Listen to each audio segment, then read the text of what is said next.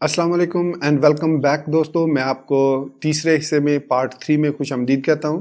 तो यहाँ पर मैं अब अपने मैक ऑपरेटिंग सिस्टम पर हूँ और यहाँ पर मैंने भी सेम वही वीएस कोड में प्लगइन्स और एक्सटेंशन वैसी ही ये वाली पाइथन वाली जो है लिंटिंग डिबगिंग वाली इंस्टॉल की हुई है।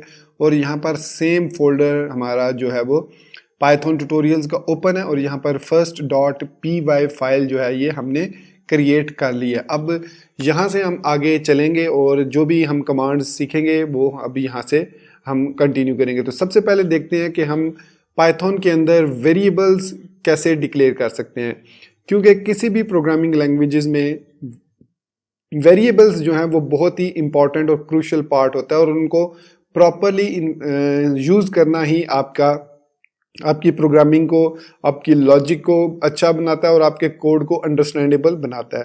तो in the fundamental of any programming language variables are very very essential and most important part of any programming language, इधर डेस्कटॉप लैंग्वेज, वेब लैंग्वेज और मोबाइल लैंग्वेज। सो पाइथन एक dynamic typed programming variable dynamic type language है और इसमें variables की भी dynamic types होती है। मतलब आपको वेरिएबल डिफाइन करने के लिए, चूंकि ये एक हाई लेवल लैंग्वेज है, तो इसमें बताना नहीं पड़ता कि ये इंट है, ये इसकी डाटा टाइप क्या है, बेसिकली ये इंटीजर है, फ्लोट है, या ये स्ट्रिंग है, एरे है, लिस्ट है, डिक्शनरी है, क्या है ये, इसका आपको बताने की ज़रूरत नहीं है। आप सिंपली उसका नाम लिखेंगे उस वेरिएबल का, जैसे मैं लिखता हूँ माई अंडरस्कोर वेरिएबल और सिंपली उसको मैं कोई भी वैल्यू असाइन कर देता हूँ। यहाँ पर सपोज मैं उसको कह देता हूँ वेलकम टू पाइथन 3। उसके बाद मैं इसमें सेमीकोलन लगा देता हूँ और इसको मैं सेव कर देता हूँ। जैसे ही मैंने सेव किया, आपने देखा होगा कि दो चीज़ें मतलब दो चीज़ें हुई। एक तो वेरिएबल में लिंटिंग हुई, उसका सेटिंग प्रॉपर हुई, और दूसरा मेरा कर्सर ऑटोमेटिकली नेक्स्ट लाइन पर आया। लिंटिंग कैसे हुई? सपोज मैं इस तरीके से कोड लिखता हूँ माई वेरिएबल इज इक्वल टू, और देखें मैंने स्पेस नहीं रखी, ये एक वैलिड कोड है, इसमें कोई प्रॉब्लम नहीं है। लेकिन लिंटिंग ये कहती है कि जब आप इस तरह के वेरिएबल क्रिएट करें तो उनमें लेफ्ट और राइट दोनों साइड पर एक एक स्पेस जरूर दें।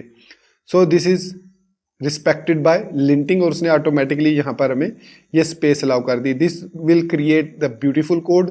उसके बाद अगर हम इस वेरिएबल को प्रिंट करना चाह रहे हैं स्क्रीन पर, तो पाइथन के अंदर जो एक मेथड है वो है प्रिंट का मेथड। उसको आप स्क्वायर ब्रैकेट में लिखें, और मतलब स्क्वायर में कह रहा हूँ, मतलब नॉर्मल ब्रैकेट्स में लिखें, और उसके बाद उसके अंदर माई वेरिएबल का नाम लिख दें। तो इसको फिर आप सेव करेंगे तो आपने देखा जैसे मैंने सेमीकोलन लगाया था उसने सेमीकोलन को ओमिट कर दिया और खुद बहुत नेक्स्ट लाइन पर मूव कर गया। इसके बाद आप व्यू में जाएं और टर्मिनल पे अपनी चले जाएं। तो टर्मिनल पर आके यहाँ पर आप लिख दें। अब एक चीज़ यहाँ पर गौर कीजिएगा, मैं पाइथन नहीं लिख रहा, मैं पाइथन 3 लिख रहा हूँ। फिर उसके बाद मैं लिख रहा हूँ फर्स्ट डॉट पी वाई। अब मैंने पाइथन 3 क्यों लिखा? बेसिकली आई थिंक लिनक्स में, मैक में तो मुझे यकीन है फॉर श्योर पाइथन 2 है वो ऑलरेडी इंस्टॉल होता है। अब I am not sure about Linux के उसमें इंस्टॉल होता है या नहीं, लेकिन उसमें अगर आप पाइथन 2 ऑलरेडी इंस्टॉल्ड है तो जब आप पाइथन 3 इंस्टॉल करेंगे तो उसकी जो एग्जी बनेगी वो पाइथन 3 के नाम से होगी। मैं आपको वेरीफाई कर देता हूँ। यहाँ पर मैं लिखता हूँ पाइथन 3 माइनस वर्जन, तो मेरे पास पाइथन का 3.7.1 वर्जन है। अगर मैं यहाँ पर लिखता हूँ पाइथन माइनस वर्जन, तो आप देख सकते हैं मेरे पास पाइथन का 2.7.10 वर्जन इंस्टॉल है। ये 2 सीरीज का लास्ट वर्जन है। इसके बाद इसकी जो भी अपडेट आएगी वो सिक्योरिटी अपडेट आएगी अप टू अंटिल 2020, ये मैं आपको बता चुका हूँ। अब बात करते हैं वेरिएबल्स की। तो जैसे मैंने कहा कि पाइथन के अंदर जो वेरिएबल्स होते हैं वो डायनामिक टाइप के होते हैं, मतलब आपको उनकी डाटा टाइप मेंशन करने की ज़रूरत नहीं होती। आप जस्ट उस वेरिएबल का नाम लिखें। जैसे मैंने लिखा my int is equal to 5, my float is equal to 10.5, my bool is equal to true. तो ये जो है डिफरेंट टाइप्स हैं इनसाइड। मैं इसको सेव करता हूँ। तो ये डिफरेंट डाटा टाइप्स हैं जो कि सपोर्ट करता है पाइथन। ये डिफ़ॉल्ट हर एक लैंग्वेज में सपोर्टेड है। एक string data type, integer data type, float data type और एक बूलियन डाटा टाइप।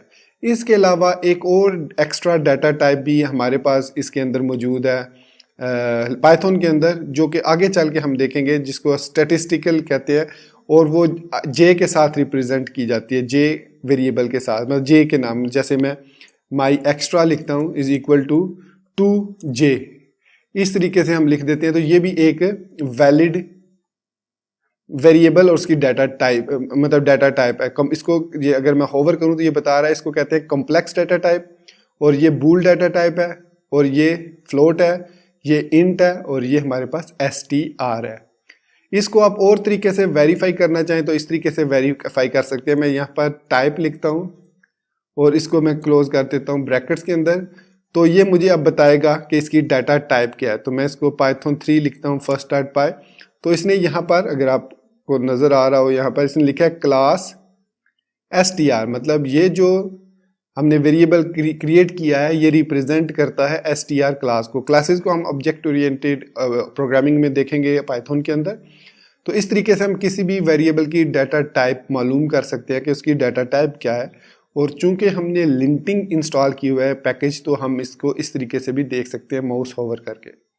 अब नेमिंग कन्वेंशन की जहां तक बात की जाए वेरिएबल्स की, तो ये ट्रेडिशनल है कि यूजफुल नेम होने चाहिए, फर्स्ट करैक्टर जो है वो मस्ट बी अ लेटर होना चाहिए, सेपरेशन के लिए आप अंडरस्कोर यूज कर सकते हैं, और उसके अलावा अगर आप हाइफन यूज करते हैं तो यहाँ पर आप देख सकते हैं आपको एरर देखने को मिलेगा कि Python can't assign to binary operator, वो इसको कंसिडर करता है बाइनरी ऑपरेटर। इसको आगे चल के हम देखेंगे जब हम ऑपरेटर्स और ऑपरेशंस पे आएंगे। तो फिलहाल आप देख लीजिए कि ये माइनस या डैश साइन सपोर्टेड नहीं है, तो इसके साथ आप अंडरस्कोर ही यूज करेंगे। इसके अलावा अगर मैं स्टार्टिंग पे डॉलर दे देता हूँ तो वो कहता है अनएक्सपेक्टेड टोकन, मतलब ये डॉलर साइन पहला करैक्टर नहीं हो सकता।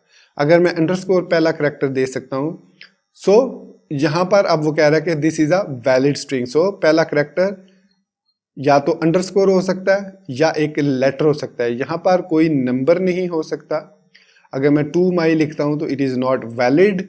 उसके अलावा आप इसको कैमल केस में भी लिख सकते हैं, मतलब आप इसको इस तरीके से भी लिख सकते हैं, my variable, so this is a valid variable, और इसको आप जब कॉल करेंगे तो इस तरीके से कॉल करेंगे माई वेरिएबल, और ये केस सेंसिटिव है, मतलब my variable is equal to another string. So ये दोनों जो है डिफरेंट वेरिएबल्स हैं, हालांकि बोलने में लिखने में दोनों सेम है, फर्क सिर्फ ये है कि इसमें वी कैपिटल है, इसमें वी स्मॉल लेटर है। तो ये आपने कंसीडर करना है कि इस तरीके से हम जो है वेरिएबल्स को डिक्लेयर कर सकते हैं। तो ये था हमारा वेरिएबल्स का, मतलब किस तरीके से वेरिएबल्स को डिक्लेयर कर सकते हैं। तो इसके अलावा हमारे पास इसमें एरे, लिस्ट और दूसरी डाटा टाइप्स हैं, उनको हम आगे चल के देखेंगे कि वो क्या है, उनको कैसे हम यूज़ कर सकते हैं। आप उनको कह सकते हैं कि कॉम्प्लेक्स डाटा टाइप्स हैं, वो भी एरेज, लिस्ट और डिक्शनरीज, वो आगे चल के हम देखेंगे। तो मिलते हैं नेक्स्ट वीडियो ट्यूटोरियल में।